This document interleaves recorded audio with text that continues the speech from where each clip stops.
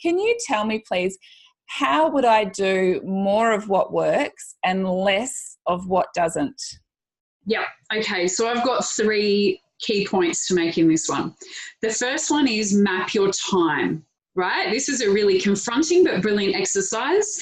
Mike Michalowicz has a book called Clockwork, which Julia is going to share for you. You can tell I'm a great sharer of other people's resources.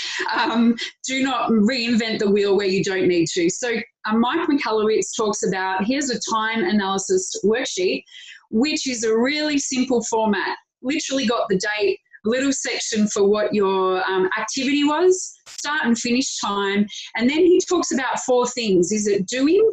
Is it delegating? Is it deciding? Or is it designing? And so you then circle those things. You can download it. If you get the book, he gives you a free website, blah, blah, blah.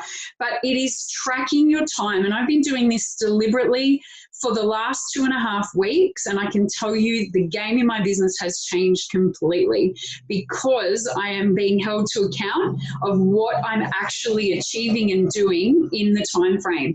And one of the reasons I started this was because I wanted to work less in my business, not more. And so I wanted to understand exactly where I was spending my time. So that is the only way you can do it. Now, I'm doing that old school. There are also gazillions of time tracking apps that you can get for your phone or for your computer that will literally track your activity on the computer.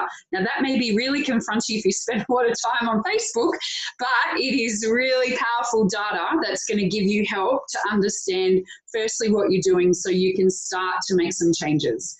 The second step is to map your day and use a calendar or a project management tool or a to-do list, either a written one or an online one, that is going to give you the ability then from the data you've gathered in the time analysis to be able to map your time so you are managing it. Some of the most efficient people on the planet are the most boundaried.